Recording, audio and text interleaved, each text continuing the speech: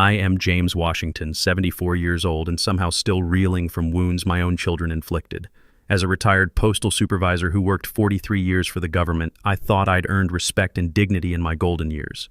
But 2 weeks after we buried Beverly, they invited themselves over for what they called a family meeting. Between my untouched coffee and their rehearsed speeches, my son David leaned forward, his white wife Jennifer nodding beside him. "You know, Dad, you are lucky we even care enough to help. Pride goes a long way, but practicality pays the bills."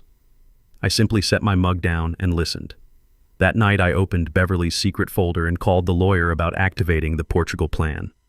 Before I continue this story, let me know where you are watching from in the comments below.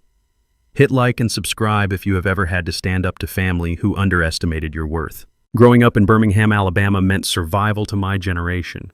But inside our modest 3-bedroom house with its small front porch and Beverly's carefully tended garden was a fortress of love and planning I thought my children understood. My kitchen painted pale yellow. At Beverly's insistence, despite my preference for white, became the battleground where they tried to auction off my independence. The phone had rung at 6 that morning, David's voice carrying that restrained impatience I'd known since he was a teenager asking for gas money. Only now, at 42, he wasn't asking. "We found a buyer, Dad. This place is too much for you alone." They had already calculated my life in spreadsheets, measured my worth in square footage, decided that a black man my age couldn't possibly manage his own affairs. They assumed I carried debt like so many of our neighbors assumed Beverly's medical bills had broken us. What they didn't know was that Beverly Washington had been 10 steps ahead of them for years, and she'd taught her husband how to play chess while they were still learning checkers. "David," I said, keeping my tone even, "you've been planning this for a while." "That's called being responsible," he countered. "We can't sit around until something happens to you." I let the sentence hang there ugly and unpolished. "Until something happens to you." "Thanks for your concern," I said, my voice as flat as the morning light across the kitchen counter. "I'll think about it." "Dad," but I ended the call before he could sell me my own life in bullet points. An hour later, Jennifer's silver BMW pulled into my driveway with the precision of a surgical instrument. She stepped out carrying a leather portfolio that probably cost more than my monthly grocery bill, her blonde hair pulled back in what Beverly used to call a boardroom bun. Everything about Jennifer screamed efficiency, from her pressed slacks to her practiced smile that never quite reached her eyes. "James?" she said, letting herself in without waiting for an invitation. "I hope David didn't upset you earlier. You know how he gets when he's worried." She spread papers across my kitchen table like a general planning a siege. Legal documents, financial projections, architectural drawings. The basement apartment plan was rendered in cheerful pastels that couldn't disguise what it really was, a cell with a kitchenette. "We've designed your space," she said, pointing to the drawings with a manicured finger. "Full bathroom, separate entrance, even a little sitting area. You'd have complete privacy while still being close to family." Privacy. The word tasted like copper pennies in my mouth. "It's really quite generous." She continued, her voice taking on that particular tone white people use when they're about to tell you what's good for you. "Most people your age, especially in your circumstances, would be grateful for this kind of arrangement. Your circumstances, not our circumstances. Mine. As if being a 74-year-old black man automatically made me a charity case.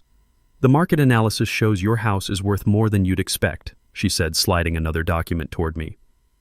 "We could clear the contractor costs for the basement renovation and still have plenty left over for Zoe's education.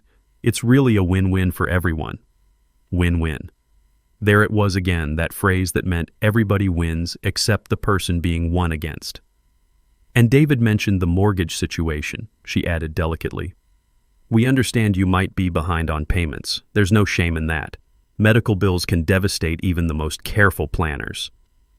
Before I could correct her assumption, my daughter Keisha's Camry pulled up behind Jennifer's BMW. Keisha stepped out looking like she'd rather be anywhere else. Her nurse's scrubs wrinkled from a double shift. At 40, she carried herself with the tired dignity of a single mother who'd learned to fight every battle twice. "Hey, Daddy," she said, kissing my cheek. Her embrace felt apologetic, like she was already sorry for what was coming. "Keisha," Jennifer said brightly. "Perfect timing. I was just showing your father the basement plans." Keisha glanced at the papers, then at me. Daddy, I think this might be, it could be good for you, having family close. But her voice carried no conviction, and I could see the conflict in her eyes. This was my daughter who'd worked 2 jobs to put herself through nursing school, who'd never asked me for a dime she couldn't pay back. Now she stood in my kitchen enlisted in someone else's campaign. We've all discussed it, Jennifer continued smoothly. As a family, we think it's the most practical solution for everyone involved. The word hit me like a physical blow. Family. As if the 3 of them had held a board meeting about my life and voted me off the island of my own independence. I looked at Keisha, really looked at her. The dark circles under her eyes, the way she held her shoulders like she was carrying invisible weight. When did this meeting happen? I asked quietly. She couldn't meet my gaze. Last week, at David's house. We're worried about you, Daddy, living here alone. Last week. While I was still finding Beverly's reading glasses on random tables and hearing her voice in empty rooms, they'd been planning my future around someone else's dining room table. We know what's best for people your age, Jennifer said, her smile growing more fixed. The statistics on elderly men living alone are quite sobering. People your age. Not you specifically, James Washington, who'd run a postal facility with 200 employees and never missed a day of work in 43 years. Just people your age, a demographic to be managed and relocated. The realization hit me with crystal clarity. This wasn't about my well-being. This was about liquidating an asset that happened to have my name on it. And Beverly. God rest her soul, had seen it coming long before I had. After they left, I stood in the hallway for a long time. The late morning light slanted through the front windows, catching dust on the console table. Beverly's reading glasses were still there, folded neatly on top of a paperback she'd never finish. I reached out to touch them, then stopped. Touching them felt like a step I wasn't ready to take. My feet carried me without thinking to her study. The room smelled of lemon oil and the faint trace of her perfume, something floral and subtle that clung to the curtains. Her desk was exactly as she'd left it, pen resting diagonally across a yellow legal pad, the corner of an envelope peeking from under a stack of papers. I sat in her chair. The leather was worn smooth where her elbows had rested. For the first time in 2 weeks, my shoulders eased. There was a bottom drawer on the left stiff from years of sticking. I pulled it open. Inside were the usual layers of life-old tax returns, appliance manuals, greeting cards from grandchildren. Beneath them, my fingers found the edge of a pale blue folder. It was heavier than it looked. The paper inside shifted with a faint whisper, like it knew it had been waiting for me. I didn't open it immediately. I set it on the desk and rested my palm on the cover. A yellow sticky note was attached to the front. Beverly's handwriting in tidy block letters. When they circle you like vultures, use this. I sat there, the late morning light warming the side of my face, and for the first time since the funeral, I felt something other than loss. It wasn't hope, not yet, but it was direction. When I finally opened the folder, the first thing I saw was a stack of financial statements. Bank accounts I didn't recognize, not the joint accounts we'd had for decades, but individual ones, all in Beverly's name. One was from a small credit union in another county, another from an online bank I'd never heard her mention. Each had modest sums, $8,400 here, $12,200 there. Not fortunes, but enough to make me wonder why they'd been kept separate. Under the statements were property documents. My breath caught when I saw the first, a deed for a villa in the Algarve region of Portugal purchased 10 years ago. The owner's name, Beverly Marie Washington. No mention of me. I flipped to the next page. A letter from a law firm in Lisbon dated last spring confirming the property's current value and offering to manage a rental contract. Beverly had declined in a handwritten note at the bottom. Not yet. Keep private. Private. The words sat there like a secret she'd kept even from me. There were more documents. Life insurance policies I'd never signed, all naming beneficiaries I expected David and Keisha. But one caught my eye, a newer policy, much smaller, with only one beneficiary listed, Zoe Washington. No mention of her parents. I leaned back in Beverly's chair. The lemon-scented polish in the wood seemed stronger now, mixing with the metallic taste that had risen in my mouth. Beverly had always been deliberate. She didn't forget things. If she'd kept this from me, it wasn't oversight, it was strategy. I picked up a smaller envelope tucked into the back of the folder. Inside was a letter dated 2 years ago, written in Beverly's looping cursive, James, if you found this, I'm gone, and if I'm right, the calls have already started. They will circle you, not because they need you, but because they want what you've built. I've watched it for years. Small comments, questions about money, the way they count what isn't theirs yet. You've always given them the benefit of the doubt. I stopped doing that long ago. The house is yours. It stays yours. I paid it off so you'd never have to answer to them about it. But I also knew they'd try to make you believe you couldn't manage alone. That's why there's a second plan. The villa in Portugal is for you, but not on paper yet.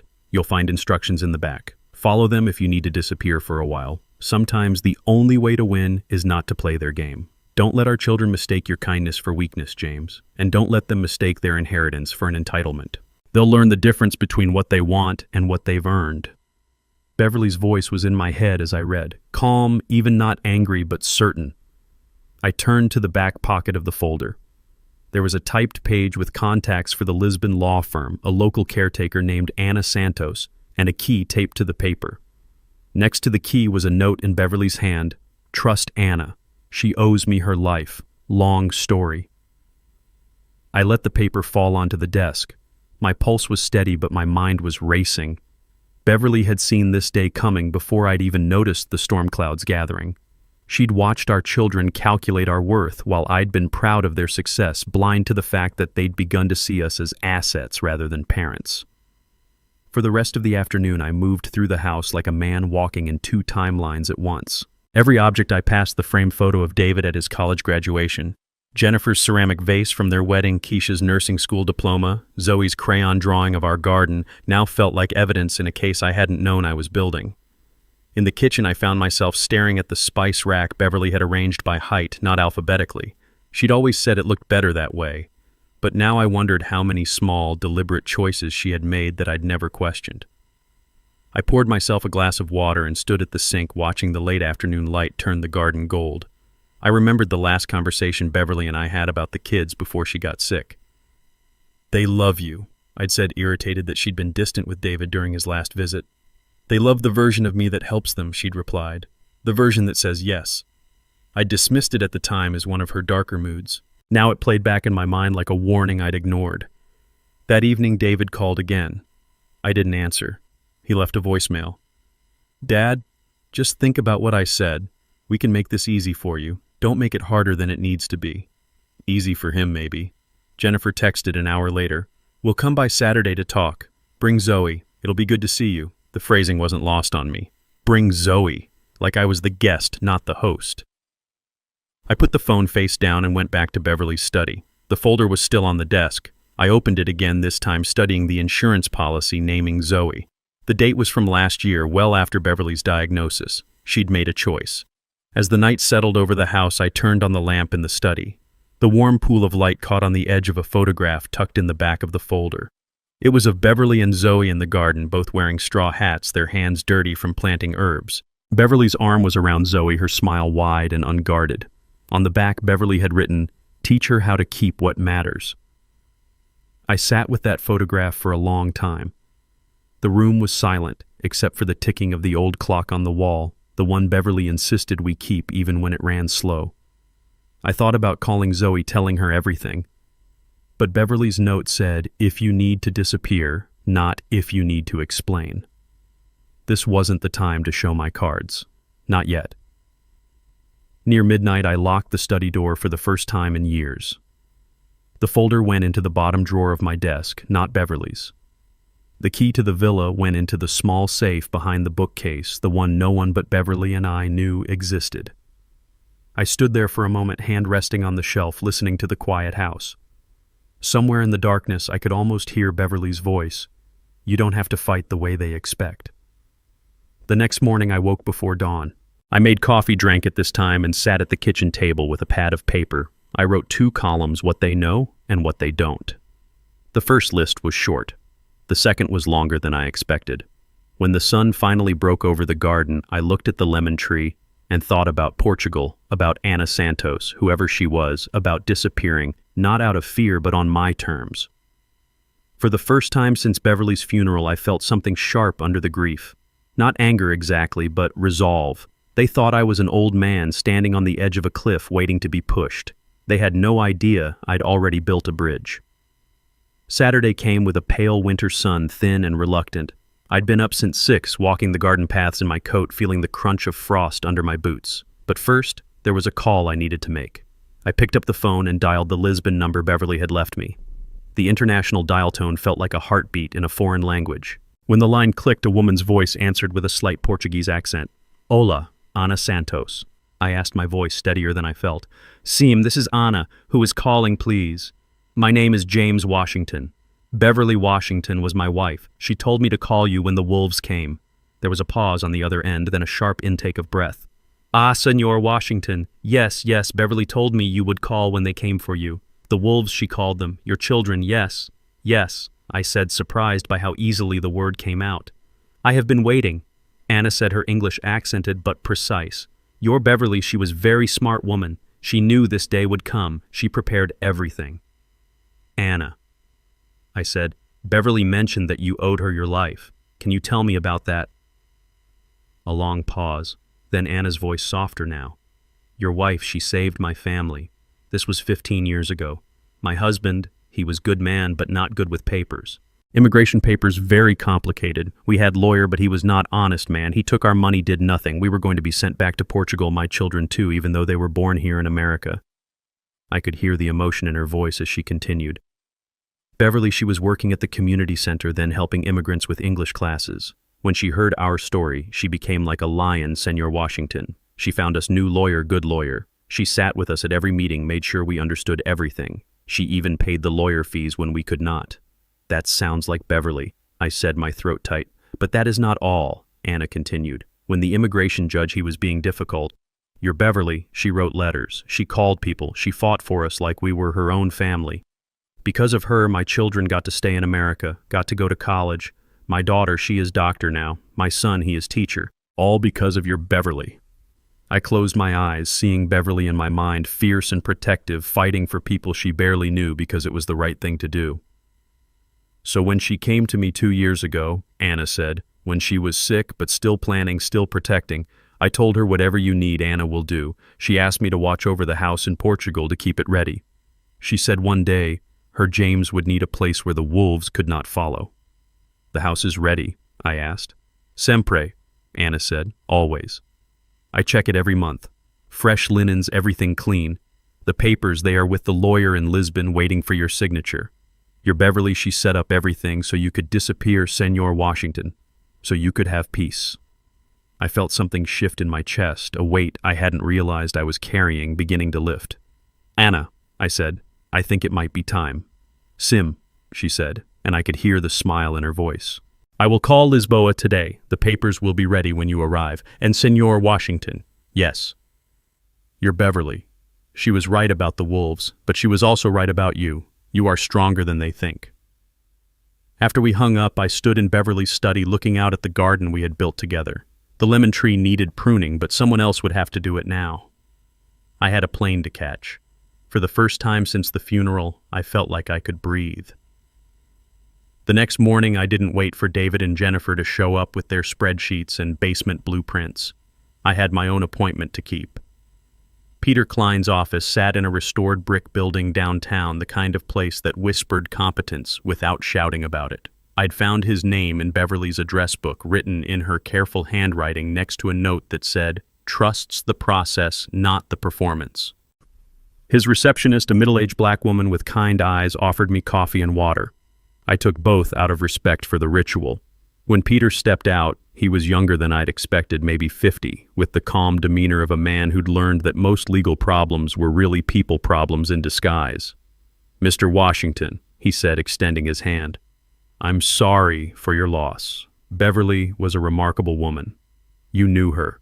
She consulted with me about estate planning 3 years ago. Very thorough, very determined. She said she was preparing for a war that hadn't started yet." We sat in his conference room and I placed Beverly's blue folder on the table between us. "I think the war has started," I said. Peter opened the folder methodically, his expression growing more interested with each document. When he reached the house deed, he stopped and looked up at me. "She transferred the entire property to your sole ownership 2 years ago," he said. "Quit claim deed properly recorded, no encumbrances. Your children have no legal claim to this property." "I didn't know," I said. She was protecting you, Peter said simply. Beverly told me about your family's financial expectations. She also told me about your experiences with housing discrimination when you were younger. The memories came flooding back. 1975, trying to buy our first house, being shown properties in more suitable neighborhoods, having loan applications mysteriously delayed or denied. Beverly had been the one to research fair housing laws, to document every discriminatory practice, to fight until we got the house we wanted in the neighborhood where we planned to raise our children. She learned the system so she could beat it, Peter continued. And she taught you well enough to help me beat it now. He pulled out a legal pad and began writing. Here's what we're going to do. First, cease and desist letters to any real estate agents your children have contacted. They have no authority to list or sell your property, and continuing to do so constitutes tortious interference. They found a buyer, I said. They found disappointment, Peter replied dryly. Second, we're going to file a formal notice with the county recorder's office stating that you are the sole owner of the property and that any attempts to sell or encumber it without your explicit written consent are fraudulent. I watched him work, his pen moving with the precision of a surgeon. There's something else, I said, and told him about the conservatorship threat. Peter's expression hardened. That's a serious accusation to make without evidence. Conservatorships are meant to protect vulnerable adults, not convenient ones. Do you have any cognitive impairment, Mr. Washington? None. Any history of financial irresponsibility. 43 years of federal employment, perfect credit, no bankruptcies or major debts. Any documented medical conditions that would affect your judgment? High blood pressure controlled with medication. That's it. Peter made more notes. Then any conservatorship petition would be frivolous and possibly constitute harassment. We'll prepare a response documenting your competency and your children's financial motivations. He looked up at me, his expression serious. Mr. Washington, I've seen this pattern before. Adult children who view their parents' assets as their inheritance, who mistake their parents' kindness for incapacity. It's more common than you'd think, and it often has racial undertones. How so? The assumption that older Black Americans can't manage their own affairs, that they need their more sophisticated children to make decisions for them. I've seen it in mixed marriages, especially where the white spouse feels entitled to make decisions about Black family property. The words stung because they rang true. Jennifer's condescending tone, her casual assumption that I couldn't understand financial documents, her patronizing references to people my age. Beverly saw it too, Peter continued. She was very specific about protecting you from what she called well-meaning theft. He gathered the papers and stood up. I'll have these documents prepared and filed by end of business today. The cease and desist letters will go out certified mail. Any real estate agent who continues to pursue this sale after receiving notice will face legal consequences. How long will this take? The paperwork, a few hours. The psychological impact on your children, that depends on how quickly they realize you're not the pushover they thought you were. As I prepared to leave, Peter handed me his card. Mr. Washington, you built a life with Beverly that was worth protecting. Don't let anyone convince you that protecting it is selfish. Walking to my car, I felt something I hadn't experienced in weeks: control. Not the illusion of control that comes from pretending everything is fine, but the real thing. The kind that comes from having the law on your side and the will to use it. I stopped at the post office on the way home and rented a P.O. box. Small acts of independence, but independence nonetheless. By the time I got home, there was a voicemail from David. Dad, we need to talk. Jennifer heard you were meeting with lawyers. That's not necessary. We can work this out as a family. Family. The word had lost its warmth, become something they wielded like a weapon.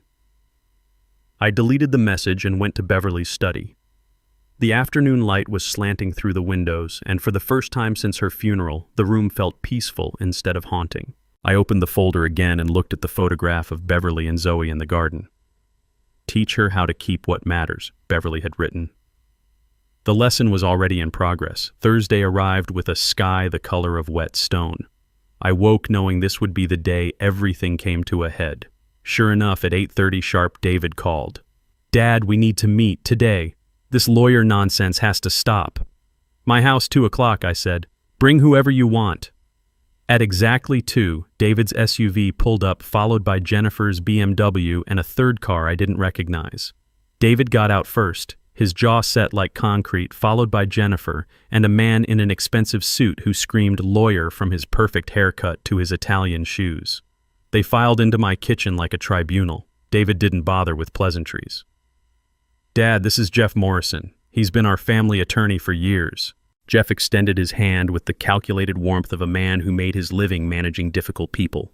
"Mr. Washington, David and Jennifer have filled me in on the situation. I'm here to help mediate what seems to be a misunderstanding." "No misunderstanding," I said, staying seated at my own table. "Your clients want to sell my house without my consent." Jeff smiled the way white lawyers smile at black men they think they can handle. "I think there's been some confusion about the family's intentions. Everyone just wants what's best for you." "Everyone?" I asked. "Who is everyone?" David leaned forward. "Dad, you're not thinking clearly since Mom died. Grief can affect judgment, especially at your age." "My age," I repeated. "What about my age concerns you?" Jeff jumped in smoothly. "Mr. Washington's statistics show that elderly individuals, particularly those who've recently lost a spouse, often struggle with complex financial decisions. Your children are simply trying to protect you from potential mistakes." "Protect me," I said. "From what exactly?" "From making decisions you might regret," Jennifer said. "The house is a huge responsibility. The upkeep, the taxes, the isolation." "Isolation," I said. "Is that what we're calling independence now?" Jeff pulled out a folder. "Mr. Washington, I've taken the liberty of reviewing some publicly available information about your property. The tax burden alone represents a significant portion of your fixed income." "How would you know my income?" I asked. "Well," Jeff stammered, "David mentioned that your pension and Social Security probably don't cover all your expenses." "David mentioned," I repeated. "What else did David mention?" Jeff regained his footing. "Look, we all want the same thing here, a secure, comfortable future for you. The basement apartment plan is really quite generous." "Generous?" I said. "A basement." David's patience snapped. "Dad, stop playing games. We're trying to help you. If you won't listen to reason, we'll have to pursue other options." "What options?"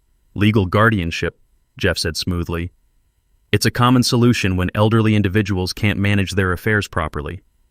The words hung in the air like smoke from a house fire. I looked at my son, this man I'd raised who was now threatening to have me declared incompetent so he could control my property. "You'd really do that?" I asked quietly. "Only if you force us to," David said. "Dad, you're living in the past. This house is too much for you. You need help making rational decisions." "Rational decisions," I said. I reached into my shirt pocket and pulled out my phone, setting it on the table.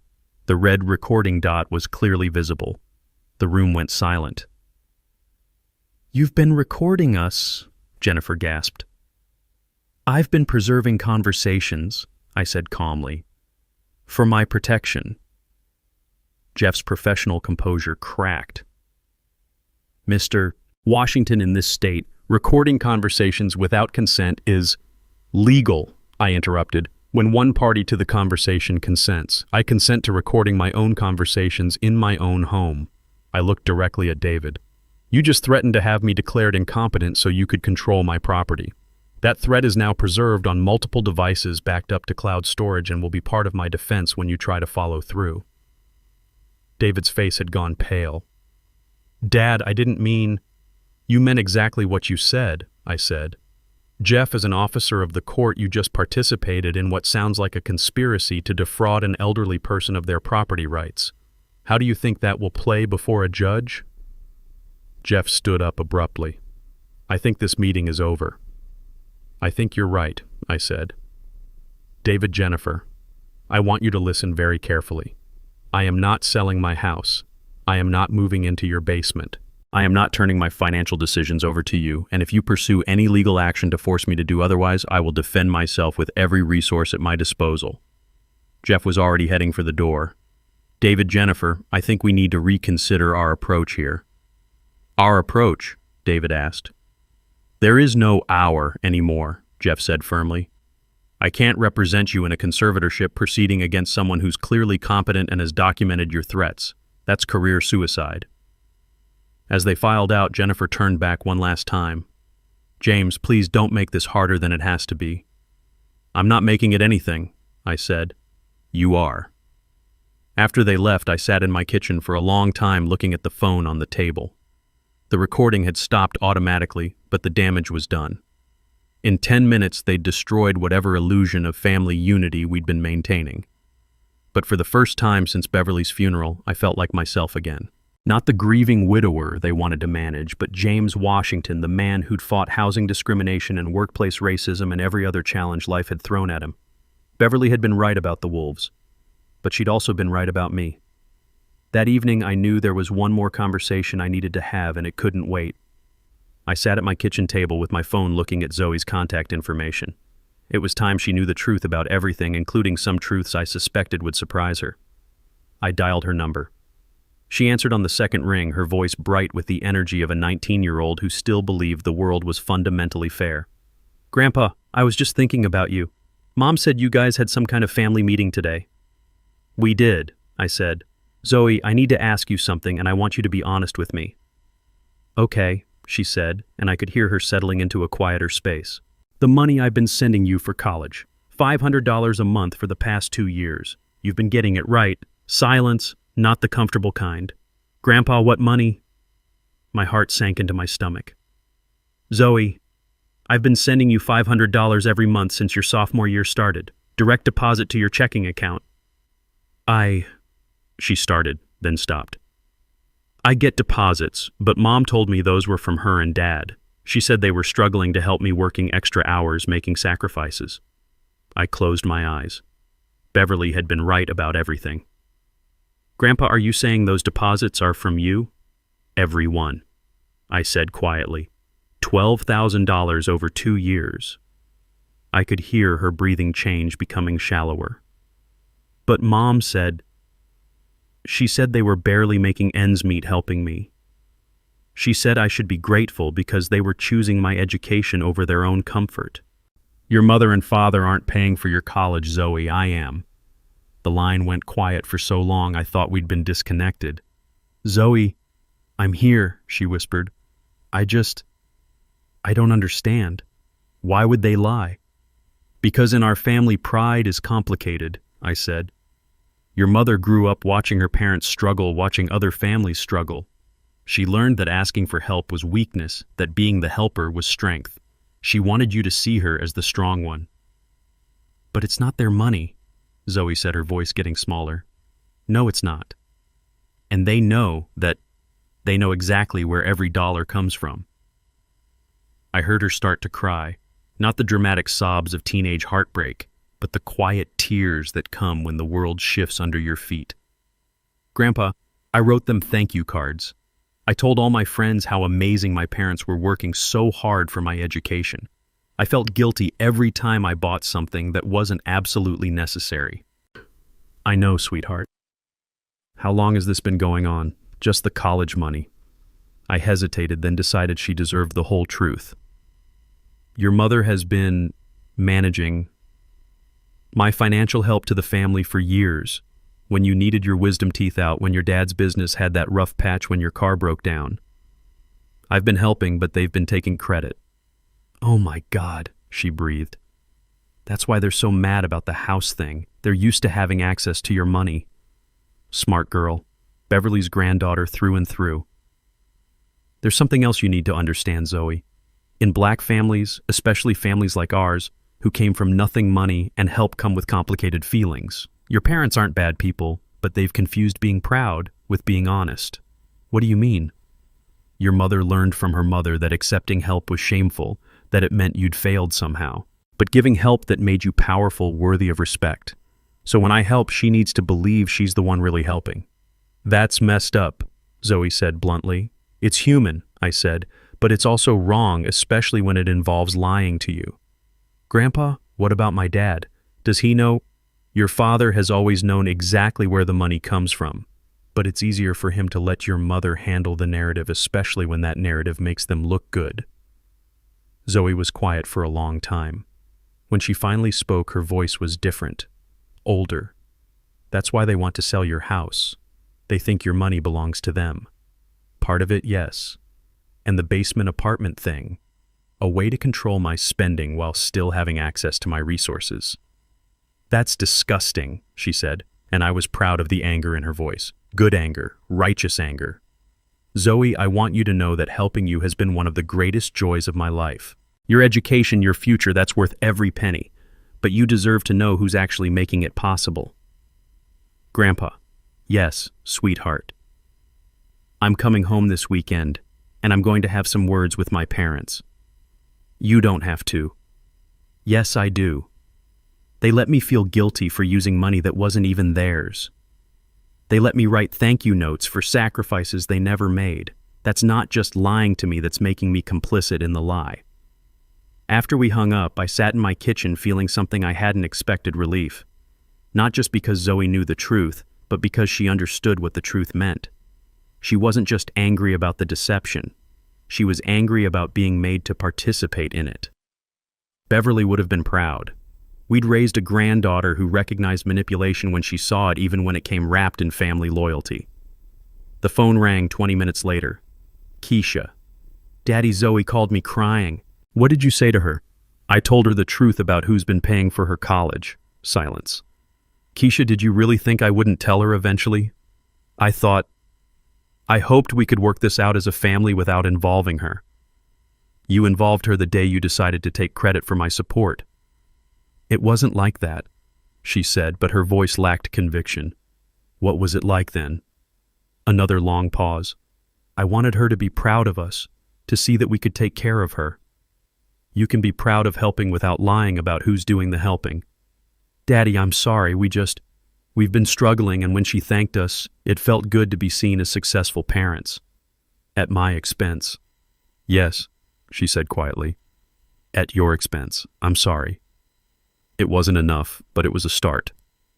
The moving company arrived at David and Jennifer's house on a crisp Monday morning at exactly 7:30. I had specifically requested that time because I knew David would be getting ready for work, and Jennifer would be visible in her kitchen window making her organic smoothies and checking neighborhood social media on her iPad. Rodriguez, the crew chief, was a man who understood the power of precise timing. "You sure about this address?" he'd asked when I hired him. "Very sure," I'd said. "And make sure they sign for everything." I watched from my car parked 3 blocks away as the white moving truck rumbled down their manicured street. In Oakwood Heights, moving trucks were events. Neighbors appeared at windows, dog walkers slowed their pace. Joggers found sudden reasons to stretch on nearby sidewalks. The crew began unloading boxes with methodical efficiency. Each box was labeled in my careful handwriting, "David Washington, personal items, from James Washington." The specificity was intentional. No room for confusion about who was sending what to whom. David's high school football trophies came off the truck, first gleaming plastic figures that had once meant everything to a 17-year-old boy who believed success was measured in touchdowns and scholarship offers. Behind them, his Letterman jacket still wrapped in the dry cleaning plastic from 1998, never worn after graduation because adult David was embarrassed by teenage David's achievements. The neighbors were definitely watching now. Mrs. Patterson from next door had abandoned all pretense and stood openly on her porch with her coffee mug. The Hendersons across the street had their blinds cracked just enough to observe the proceedings. In a neighborhood where image was currency, a moving truck at 7:30 in the morning was a scandal begging for explanation. Jennifer's wedding china came next, the elaborate place settings she'd insisted on registering for but had never used because she was always worried about chips and stains. 12 place settings for a woman who rarely entertained more than her book club, and even then preferred disposable plates for convenience. The crew chief rang the doorbell with the patient professionalism of a man who'd delivered difficult news before. Through my car window, I could see David answer in his bathrobe, hair still messy from sleep. Even from 3 blocks away, his body language screamed confusion and mounting embarrassment. A typed note was taped to each box. Identical messages in my formal business correspondence style. David and Jennifer, these items have been stored in my house for over 20 years. As you are now interested in managing property and belongings, I thought you should manage your own first. All items are in the same condition as when you left them. Please acknowledge receipt. James Washington. The beauty of the gesture wasn't in its cruelty but in its absolute reasonableness. I wasn't stealing from them or damaging their property. I was simply returning what was already theirs, forcing them to confront the difference between ownership and storage, between responsibility and convenience. David came outside in his bathrobe and slippers, probably hoping to minimize the spectacle. Too late. The Hendersons' teenage son was now openly recording with his phone from their front yard, probably already uploading to TikTok with hashtags about family drama in suburbia. Jennifer appeared in designer pajamas that probably cost more than most people's weekly grocery budget, her blonde hair perfect even at 7:30 in the morning. She surveyed the boxes with the expression of someone who just discovered termites in her foundation. The crew chief extended his clipboard for signatures. David signed with the mechanical movements of a man in shock. Jennifer stood beside him, arms crossed, clearly calculating the social damage. How do you explain to neighbors that your elderly father-in-law has just publicly returned your childhood memorabilia? What narrative makes you the victim in that scenario? By the time the truck pulled away, at least 6 neighbors had found reasons to be outside. Dog walking, jogging, checking mailboxes, watering plants that didn't need watering. The kind of audience you never want when your family business becomes street theater. My phone rang as I drove home.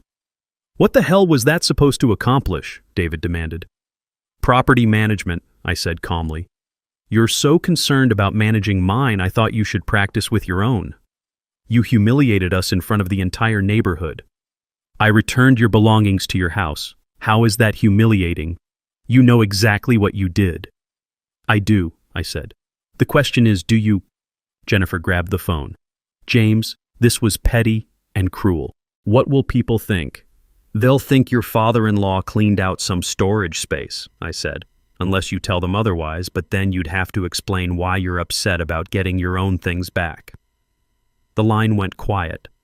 The trap was perfect in its simplicity. Complaining about the gesture meant admitting they viewed my house as their personal storage facility, that they'd never intended to actually claim responsibility for their abandoned possessions. "This doesn't change anything," David said when he got the phone back. "We still think selling is the best option." "You're welcome to think whatever you want," I said. "From your own house, with your own things." I hung up and drove home, past the garden Beverly and I had built, past the lemon tree that still needed pruning, past the life I'd protected with nothing more than a moving truck and perfect timing. Sometimes the most devastating attacks are the ones that look like kindness from the outside. Let the neighbors wonder why successful David and Jennifer Washington were so upset about receiving boxes of their own belongings from a thoughtful father-in-law. The answer to that question would tell them everything they needed to know about who my children had become. David arrived at my house 40 minutes after the moving truck had left his. His BMW screeched into my driveway with the dramatic flair of a man who'd temporarily forgotten he lived in a neighborhood with a homeowners association. Jennifer followed in her car, mascara streaked down her cheeks like war paint smeared by defeat. They didn't knock. David used the spare key he'd never returned from helping Beverly during her treatments, barging into my kitchen like he was conducting a raid. "What kind of sick game are you playing?" he shouted, his face red with a mixture of rage and public humiliation. Jennifer collapsed into one of my kitchen chairs, sobbing into her hands. "The neighbors, James. Everyone was watching. Mrs. Patterson asked if we were having financial troubles." "Are you?" I asked, mildly, staying seated at my table with Beverly's blue folder open in front of me. "That's not the point." David slammed his palm on the table, making Beverly's coffee mug jump. "You made us look like freeloaders in front of the entire neighborhood. Did I return your property to your house like a considerate father-in-law?" "You know exactly what you did," Jennifer said through her tears. "You humiliated us. Made us look like we've been using you." "Have you been using me?" The question hung in the air like smoke. David's mouth opened and closed without sound. Jennifer's crying intensified. "That's what I thought," I said quietly. "Now sit down, both of you. It's time you learned about the rest of your inheritance." Something in my tone made David finally take a seat. I pulled out the document I'd been saving for this moment, the second property deed Beverly had filed just 6 months before her death. "Your mother was a smart woman," I began. "Smarter than any of us gave her credit for. She saw this day coming years ago, watched you both calculating what you'd inherit while she was still breathing." I slid the deed across the table. "This house and the 2 acres of land it sits on are no longer mine to sell." David grabbed the paper, his eyes scanning frantically. "What is this?" A conservation trust, I said. Filed with the county 6 months before your mother died. The property is permanently protected from development or sale. It will be maintained as a family homestead in perpetuity. That's impossible, Jennifer said, wiping her eyes. We checked the public records. You checked the records you knew to look for, I corrected. Your mother was very careful about timing and filing procedures. David's face was turning an alarming shade of purple. You can't just give away our inheritance. I didn't give away anything, I said calmly. Your grandmother did, and she didn't give it away, she preserved it for the right person. I pulled out another document. Zoe Washington is listed as the sole beneficiary and future trustee of the Washington Family Conservation Trust. She'll inherit not just this house, but the responsibility to maintain it for future generations. The silence that followed was profound. I could hear the kitchen clock ticking, the refrigerator humming, a dog barking somewhere down the street. Zoe, Jennifer whispered. But she's just a child. She's 19, I said. Old enough to vote, old enough to serve in the military, old enough to understand the difference between inheritance and entitlement. David found his voice. This is insane. You're cutting us out completely. I'm not cutting anyone out, I said. Your grandmother made these decisions before she died based on what she observed about your character. She believed Zoe would be a better steward of this property than either of you. Based on what? Jennifer demanded. Based on watching Zoe spend summers here helping with the garden while you two spent them complaining about property taxes. Based on watching her ask what she could do to help while you asked what you could get. Based on understanding that some things matter more than money. I stood up and walked to the window, looking out at the garden Beverly and I had built together. Your grandmother used to say something that I didn't understand until recently. This family has a history of treating its elders like assets rather than ancestors. She meant her parents, my parents, the way families like ours sometimes lose sight of respect in pursuit of resources. I turned back to face them. She saw you both doing the same thing to us. Counting our house, our savings, our Social Security payments like they were already yours, planning our funerals before we were dead. David stood up abruptly. That's not fair. Neither is threatening conservatorship proceedings against a competent adult because he won't sell his house, I replied. Neither is lying to your daughter about who's paying for her college. Neither is treating your father-in-law's grief as an opportunity for real estate speculation. Jennifer looked up at me with red-rimmed eyes. So that's it. 20 years of marriage into this family and we get nothing. You get what you've earned, I said, which is a very expensive lesson about the difference between family and opportunity. I walked back to the table and closed Beverly's folder. The trust is irrevocable. The property cannot be sold, cannot be mortgaged, cannot be developed. Zoe will inherit it when she turns 25, along with enough money to maintain it properly. What money? David asked suspiciously. The money your mother saved from all those mortgage payments we supposedly couldn't afford, I said. Turns out when you pay off your house early and invest the payment money for 6 years, it grows quite substantially. I looked at both of them, these people who had been part of my family for so long I'd forgotten they'd never really understood what family meant. You can contest the trust if you want, I said, but I should warn you, your mother anticipated that too. She left very detailed documentation about your financial expectations, your attempts to pressure her into home equity loans, your suggestions about maximizing our assets.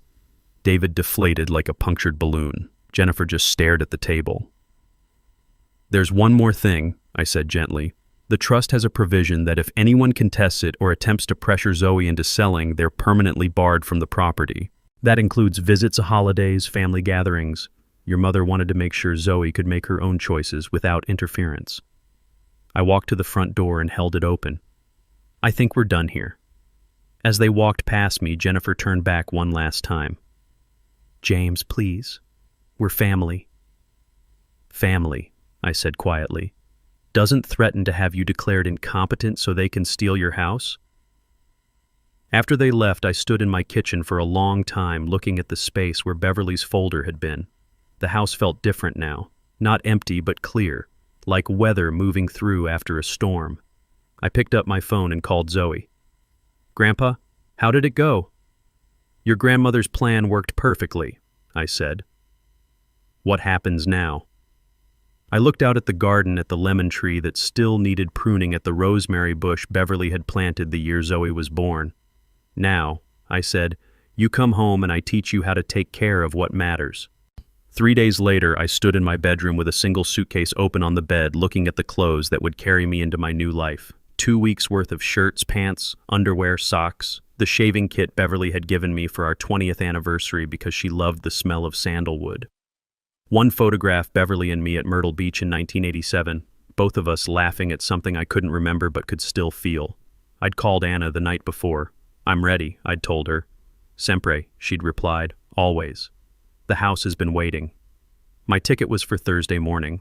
One way to Faro with a connection through Newark. I'd used Beverly's travel fund card, the one she'd labeled for when we dare. Funny how daring looked so much like running away until you realized you were running towards something instead. I was folding my last shirt when I heard the front door open. Keys in the lock, footsteps that belonged to someone who still believed she had the right to come and go as she pleased. "Grandpa." Zoe's voice carried through the house, tentative but determined. I found her in the kitchen, standing next to a duffel bag that looked like it had been packed in a hurry. Her hair was pulled back in a messy ponytail, and she wore the expression of someone who'd made a decision that scared and excited her in equal measure. "Going somewhere?" I asked. "With you," she said simply. "If you'll have me." I sat down at the kitchen table, suddenly feeling every one of my 74 years. "Sweetheart, this isn't a vacation. I'm not coming back." "I know." She sat across from me, her hands folded like she was praying or preparing for battle.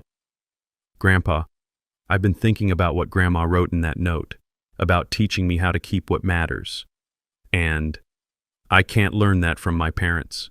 They've spent my whole life teaching me that what matters is what other people think, what makes you look successful, what keeps you comfortable." Her voice grew stronger with each word.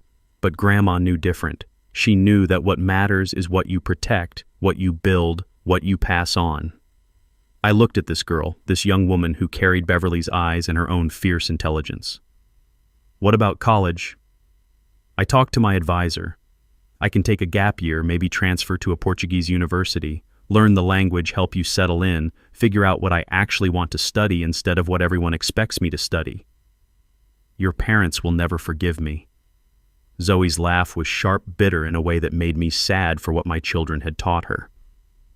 "My parents are worried about their social standing in a neighborhood where they can't afford to live driving cars they can't afford to buy, maintaining a lifestyle that depends on other people's money. I don't need their forgiveness for choosing something real." She pulled a folded paper from her pocket. "Besides, I wrote them a letter, told them exactly why I'm leaving and what they'd have to do to earn me back. It's not cruel, but it's honest." I thought about Beverly's letter, about the way she'd seen this moment coming and prepared for it. "You know, there's no guarantee this will work out. Portugal is a foreign country. The language is different. The culture is different." "Good," Zoe said firmly. "Maybe different is exactly what I need." I studied her face, looking for doubt, for the kind of romantic idealism that would crumble at the first real difficulty. Instead, I saw something that reminded me of Beverly at 19, fierce and uncompromising and absolutely certain about what mattered. "There's something else," I said, reaching for my phone. "Anna mentioned that your grandmother left some things for you in Portugal. A college fund," she said, "but bigger than what you'd need for tuition." Zoe's eyes widened. "How much bigger?" "I don't know, but knowing your grandmother big enough to give you real choices about your future." The flight to Portugal felt like traveling backward through history. For 4 generations, my family had been part of the Great Migration, moving north from Alabama to find work and dignity and space to breathe. Now here I was, James Washington's great-grandson, moving in the opposite direction, not running from oppression, but toward possibility. Zoe slept for most of the flight, her head on my shoulder, looking younger than her 19 years. I watched the Atlantic pass beneath us and thought about Beverly, about how she'd somehow known this day would come and prepared for it. Not just the house and the money, but Zoe herself. She'd been preparing Zoe for this moment without any of us realizing it. The conversations about family history, the stories about ancestors who'd made hard choices and lived with the consequences. The way she'd taught Zoe to see beyond surface appearances, to question what adults told her, to value independence over approval. Beverly had been raising a granddaughter who could choose Portugal over comfort, truth over convenience, possibility over security. When we landed in Faro, Anna was waiting with a sign that read, "Washington Family," in her careful handwriting. She looked exactly as I'd imagined, compact, competent, with the kind of smile that reached her eyes and meant what it promised. "Senor Washington," she said, embracing me like an old friend, "and this beautiful girl must be Zoe." "You knew I was coming?" Zoe asked, accepting Anna's hug with the easy grace of someone raised by Beverly Washington. "Your grandmother told me," Anna said simply. "She said one day James will need to disappear, and when he does, the girl will follow. Make sure there's room for both of them." We drove through countryside that looked like a postcard, white houses scattered across green hills, olive trees that had been growing since before America was a country. Anna pointed out landmarks, markets, the beach where the locals swam, the cafes where she'd introduce us as Beverly's family. "Your grandmother visited once," Anna told Zoe as we turned into the lane with stone walls. 2 years ago, when she was sick but still fighting. She stood in the garden behind the house and said, "This is where James will remember how to breathe, and where Zoe will learn who she really is." The house appeared around a curve, white walls and blue shutters and red tiles that had weathered 100 Portuguese storms. Bougainvillea spilled over the garden walls like purple celebration. "Home," Anna said simply. I looked at Zoe, at the wonder in her eyes, as she took in this place her grandmother had chosen for us. "What do you think?" "I think," Zoe said slowly, "Grandma knew exactly what she was doing." That night, after Anna had left us with fresh linens and a bowl of lemons, and promises to return in the morning, Zoe and I sat on the terrace watching the Mediterranean turn from blue to black. "Grandpa," she said, "do you think they'll try to find us?" "Eventually," I said. "But by then, we'll be ready." "Ready for what?" I thought about Beverly's letter, about the Conservation Trust, about the college fund waiting in a Portuguese bank, about all the ways she'd prepared for this moment without any of us understanding what she was building. Ready to show them the difference between a family that owns you and a family that frees you. Zoe leaned against my shoulder the way she had on the airplane, and I felt something I hadn't experienced since Beverly died, the future opening up instead of closing down. Tomorrow we would start learning Portuguese. Tomorrow we would explore the village, meet the neighbors, begin the work of building a life that belonged to us instead of to other people's expectations. But tonight we sat in the warm Portuguese air and listened to the sea, 2 generations of the Washington family finally free to find out who we were when nobody was keeping score. The house was everything Anna had promised, and more than Beverly's letters had prepared me for. White walls that caught the morning light and held at gently blue shutters that looked like they'd been painted by someone who understood the difference between decoration and invitation. The red tile roof had weathered storms and seasons with the dignity of something built to last. Inside, the floors were cool terracotta that felt honest under my feet. The living room opened to views of olive groves that rolled down toward the Mediterranean, and I could see why Beverly had chosen this place. It demanded nothing but presence. "Your Beverly came here during her treatments," Anna said as she showed us through the rooms. 3 times she told no one. She would sit on the terrace for hours planning. Zoe ran her fingers along the built-in bookshelves, already filled with volumes in Portuguese and English. "Planning what?" "Planning you," Anna said simply. "Both of you." She knew this day would come. The kitchen was small but complete with copper pots that gleamed like promises and a window that framed the lemon tree in the garden. Anna had stocked the refrigerator with basics, bread, cheese, fruit, wine that she assured me was gentle enough for afternoon drinking. "There is something else," Anna said, reaching into her bag. She pulled out an envelope, cream-colored and heavy, with Zoe's name written in Beverly's unmistakable handwriting. "She gave this to me 2 years ago, said to give it to the girl only when she was here in this house ready to listen." Zoe took the envelope with the reverence of someone handling sacred text. "Should I read it now?" "That is for you to decide," Anna said. "But I think your grandmother would want you to read it where she wrote it." She led us to a small desk by the window, positioned so the writer could look out at the garden while working.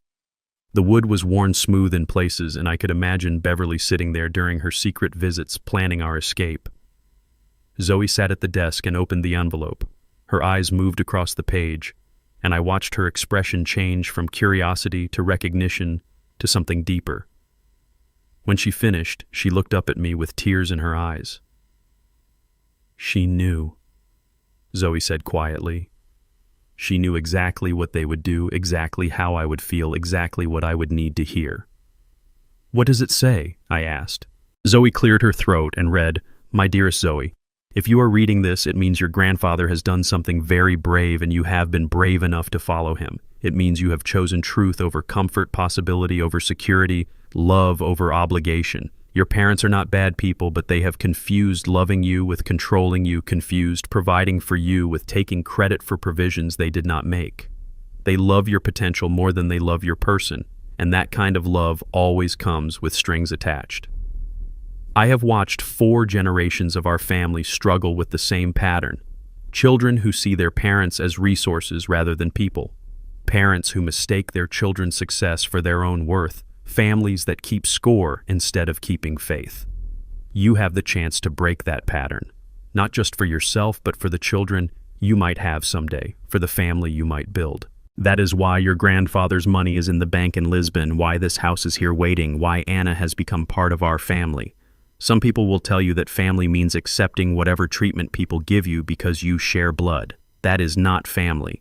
That is captivity with a prettier name. Real family means people who love you enough to let you disappoint them, who support your dreams even when they don't understand them, who celebrate your independence instead of trying to control it.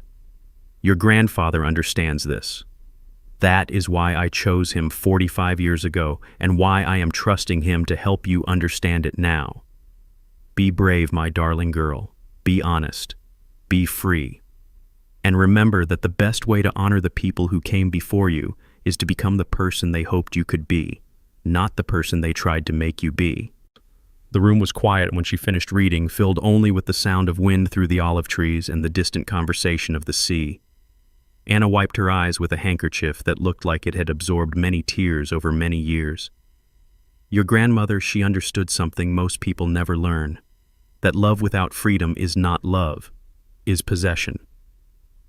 She stood and walked to the window looking out at the garden. She told me about her first husband's family, how they tried to make her small, how they wanted her to be grateful instead of equal. She said she learned then that some families are prisons and others are launching pads. "What kind of family are we building here?" Zoe asked.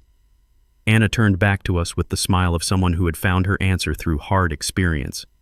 "The kind that teaches you to fly, not the kind that clips your wings."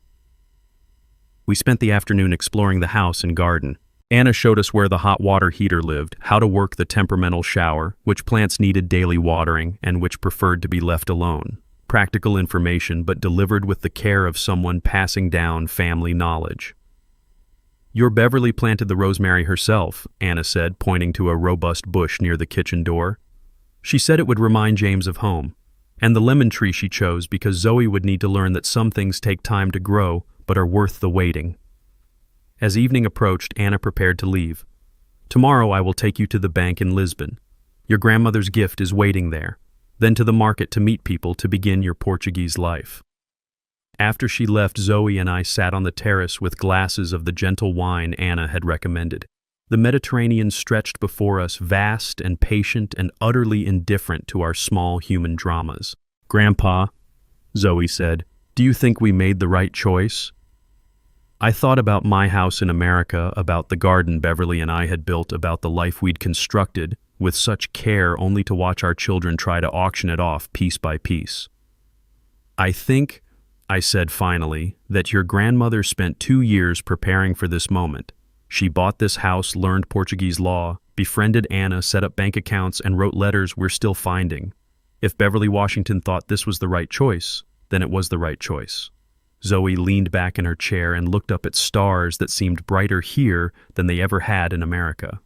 "I want to learn Portuguese," she said. "I want to understand Anna when she talks to her neighbors. I want to know the names of these flowers, the history of this place, the stories that made Beverly fall in love with it." "We have time," I said. "That's the gift she gave us. Time to figure out who we are when we're not performing for people who've already decided what we should be." As night settled over the White House with blue shutters, I felt something I hadn't experienced since Beverly died, the future opening up instead of closing down. Tomorrow we would begin the work of building a life that belonged to us, guided by the wisdom of a woman who had loved us enough to set us free. Within 2 months, Zoe was dreaming in Portuguese. I watched her transformation with the amazement of someone witnessing a butterfly emerge from its chrysalis. She'd wake up each morning and walk to the village bakery chatting with Senora Martinez about her grandchildren, discussing weather patterns with old Manuel, who tended the olive groves, bargaining playfully with the fishmonger who brought his catch up from the coast.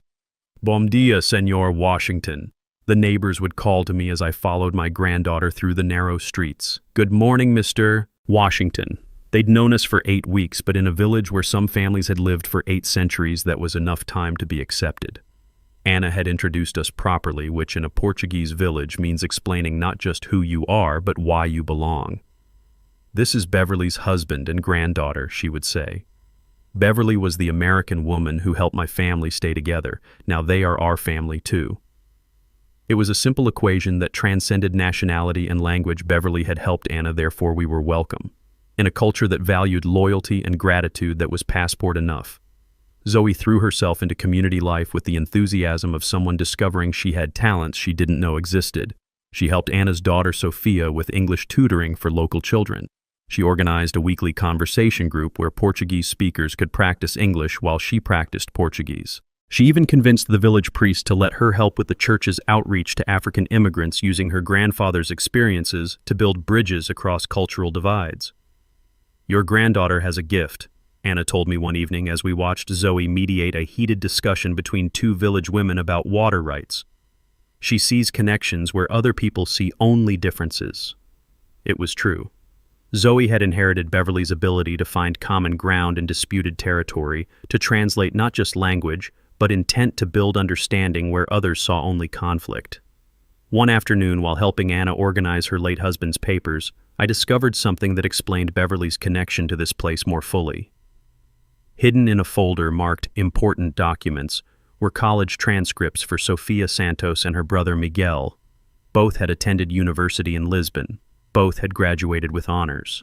Both had their tuition payments traced back to an American benefactor, Beverly Marie Washington. "She never told you," Anna said when I confronted her with the documents. "Your wife, she paid for my children's education. All of it. University books, living expenses. 8 years of payments, never missed one." I sat heavily in Anna's kitchen chair, overwhelmed by another layer of Beverly's secret generosity. "Why didn't she tell me?" "Because she knew you would worry about the money. You were saving for your own grandchild's education. Beverly, she found other ways to help my family without taking from yours." "Other ways?" Anna smiled with the fondness of someone remembering a dear friend's harmless deception.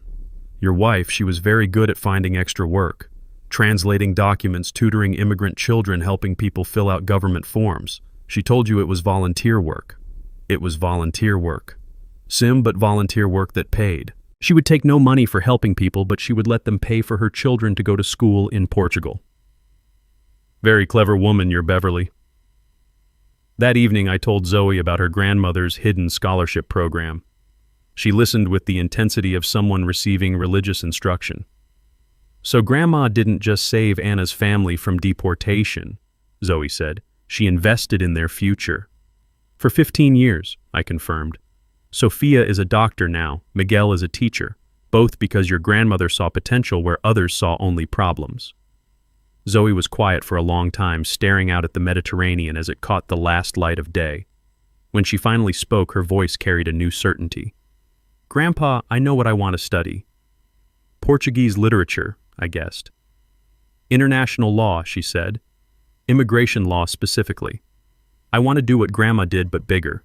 I want to help families stay together, legally, help people navigate systems that are designed to exclude them, help communities integrate without losing their identity."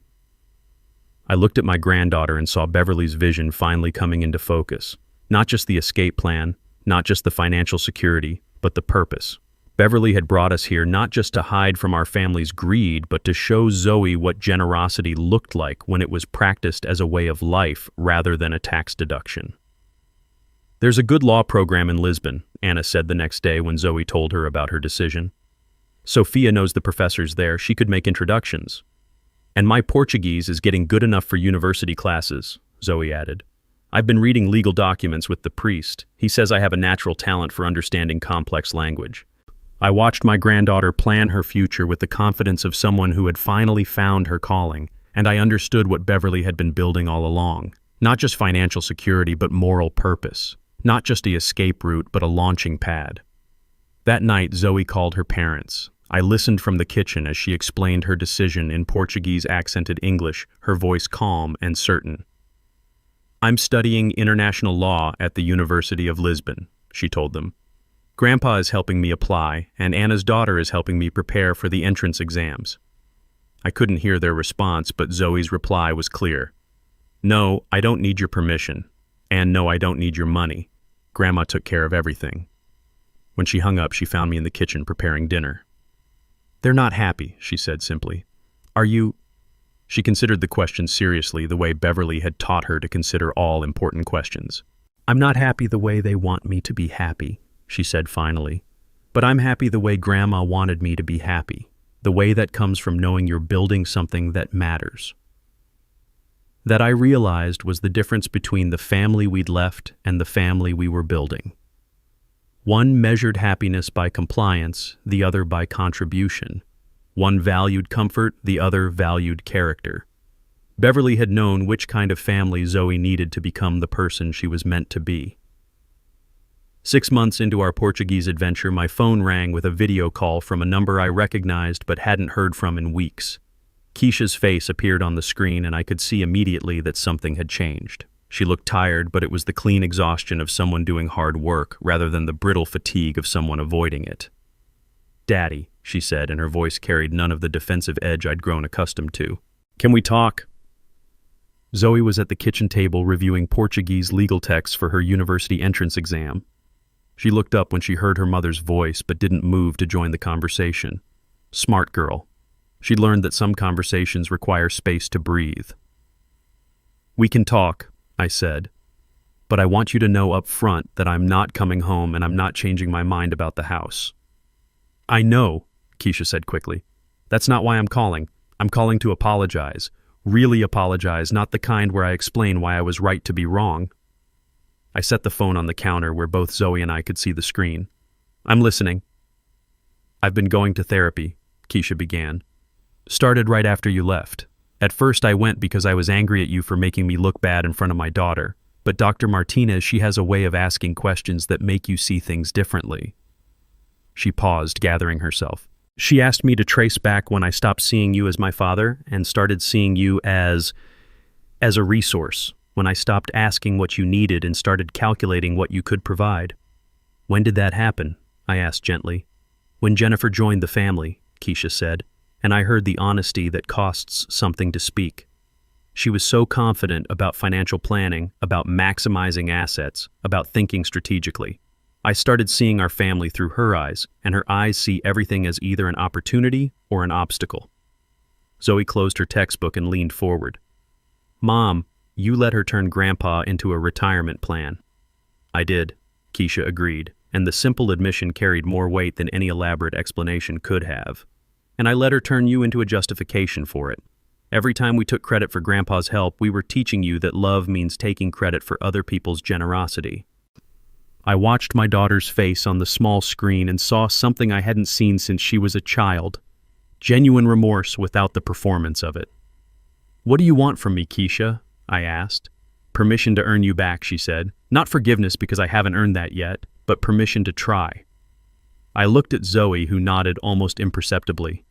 "What does earning look like?" "Honesty," Keisha said. "With you, with Zoe, with myself. I told Dr. Martinez everything. About the money we took credit for, about the conservatorship threats, about how we talked about you when you weren't there. She's helping me understand why I thought that was acceptable. And I'm learning that being a single mother doesn't give me the right to use my father as a bank. That being tired doesn't justify being manipulative. That being scared about my financial future doesn't mean I get to colonize yours." Zoe spoke for the first time. "What about Dad and Jennifer?" Keisha's expression hardened slightly. "Your father is angry that his inheritance evaporated. Jennifer is angry that her social standing took a hit when the neighbors figured out why you two disappeared. They're not ready for therapy. They're still convinced that they were trying to help and you two were ungrateful. And you—" "I'm grateful that Grandpa loved me enough to set boundaries," Keisha said, looking directly at me through the camera. "Even when it meant losing his family, he chose truth over peace. That's not something a selfish person does." We talked for another hour, carefully and honestly. Keisha told me about her financial struggles, but as information rather than manipulation. She asked about our life in Portugal with genuine curiosity rather than performative concern. She listened when Zoe described her studies without trying to redirect the conversation toward more practical choices. When the call ended, Zoe and I sat quietly for a while. Outside, Anna was hanging laundry on the line that connected her house to her neighbors, a daily ritual that spoke of community and continuity. "Do you think she means it?" Zoe asked. "I think she wants to mean it," I said. "Whether she can sustain the work it takes to mean it, that remains to be seen. Should we let her visit?" I considered the question carefully. "When she's earned it. When she can demonstrate that she sees me as her father rather than her solution to financial problems. When she can spend time with you without trying to convince you to come home and be the daughter they want instead of the woman you're becoming." Zoe nodded thoughtfully. "Grandma was right about boundaries. They're not walls to keep people out. They're gates that teach people how to come in properly." 3 months later, Keisha called to tell me she'd taken a second job to pay back the money she'd taken credit for giving to Zoe. 6 months after that, she sent a letter she'd written to Zoe, taking full responsibility for the lies they'd told about my financial contributions. "I want to visit," she said during one of our monthly calls. "Not to convince you to come home, not to check on whether you're managing your money properly, but because I miss my father, and I want to meet the version of my daughter who's brave enough to build her own life. When you're ready," I told her, "the gate will be open." Some reconciliations happen quickly in the heat of emotion and the relief of resolution. Others take time built one honest conversation at a time, one boundary respected at a time, one choice to prioritize relationship over convenience at a time. Keisha was learning that love isn't about getting what you want from people. It's about helping them become who they're meant to be, even when that person is inconveniently different from who you thought they should be. Beverly would have been proud of the progress. Slow, difficult, honest progress toward the kind of family that frees instead of binds. 1 year after our arrival in Portugal, I stood in the garden behind our white house watching Zoe practice her Portuguese with Anna's grandson who was visiting from Lisbon. The conversation flowed between languages like water finding its level, and I marveled at how natural it had become for her to exist in 2 worlds simultaneously. The trust fund Beverly had established matured on Zoe's 20th birthday, making her independently wealthy in a way that had nothing to do with her parents' expectations or my charity. $200,000 carefully invested and grown over the years, Beverly had been planning our escape. Enough for Zoe to attend any university she chose, to build any life she envisioned, to never again have to calculate the cost of disappointing someone who claimed to love her. "I want to use some of it to expand Anna's immigration assistance program," Zoe told me when the lawyers in Lisbon explained the terms of her inheritance. Grandma would have liked that. She was right. Beverly would have loved seeing her granddaughter choose generosity over security, purpose over comfort. Keisha had visited twice now, carefully and respectfully, staying in a small hotel in the village rather than assuming she could occupy our space. The conversations were still tender, still careful, but they were real in a way that our old family dynamics had never allowed. She was learning to see Zoe as an adult rather than a project, learning to see me as a person rather than a resource. David and Jennifer's marriage had not survived the revelation that their lifestyle had been subsidized by the man they'd tried to warehouse in their basement. The divorce proceedings were bitter, and public fought over assets that had never really belonged to either of them. Their Oakwood Heights neighbors had the scandal they'd been waiting for, and both David and Jennifer had learned the hard lesson that social standing built on borrowed money collapses quickly when the borrowing stops. But that was their story to write, now their consequences to manage. I had taught them what I could about dignity and respect and the difference between love and ownership. Whether they chose to learn those lessons was no longer my responsibility. In the evening, Zoe and I would sit on our terrace with glasses of wine and Portuguese cheese, watching the Mediterranean hold the last light of day. These conversations had become my graduate course in parenting, teaching me things I wished I'd understood when my own children were young. "The difference between helping and enabling," I told her one night, "is whether your help makes someone stronger or more dependent." "The difference between love and control," she replied, "is whether you celebrate someone's independence or try to prevent it." We had both learned Beverly's final lesson, that the greatest gift you can give someone is the strength to live without you and the wisdom to choose to be with you anyway. As the Portuguese stars appeared overhead, I thought about the man I'd been a year ago standing in an American kitchen while his children auctioned off his dignity. That man felt like a stranger, now someone I'd once known but had outgrown. Beverly had known this day would come. She'd known that sometimes the only way to save a family is to leave it, that sometimes the only way to teach love is to withhold it until it's offered freely, that sometimes the greatest act of faith is trusting people you've raised to find their own way back to the values you tried to teach them. Zoe fell asleep reading legal texts in Portuguese, and I covered her with the blanket Beverly had brought from America during one of her secret visits. Tomorrow she would wake up and continue building a life that belonged entirely to her, funded by a grandmother's foresight and guided by principles that could not be bought or sold. The house settled around us with the contentment of a place where people were free to become who they were meant to be. In the distance, the sea kept its eternal conversation with the shore, speaking the language of persistence and change, and the patient work of shaping stone into sand. I thought about calling Keisha, sharing this moment of peace and possibility. Instead, I decided to wait. Some gifts are best received when they're not expected, when they arrive as surprise rather than obligation. The last light faded from the Mediterranean, and I went inside to prepare for sleep. Tomorrow would bring new Portuguese words to learn new legal concepts, for Zoe to master new ways of understanding what it means to build a family based on choice rather than circumstance. Beverly's plan had worked perfectly. She'd given us not just financial security, but moral clarity, not just a place to hide, but a reason to hope. In teaching us how to leave, she'd taught us how to love. In setting us free, she'd shown us how to build something worth protecting.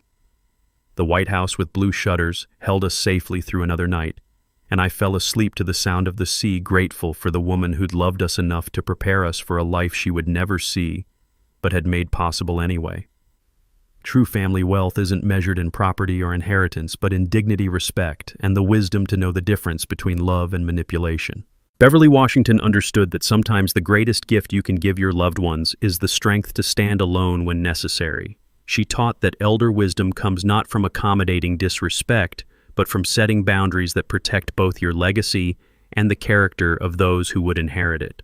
The real inheritance she left wasn't money or property, but the example that self-respect is never too expensive, and family love should never require you to make yourself smaller to make others comfortable. Before you go, ask yourself this question: are the people in your life loving who you are or loving what you can do for them? If this story inspired you to evaluate your own family dynamics, subscribe for more stories about courage, boundaries, and the difference between helping and enabling.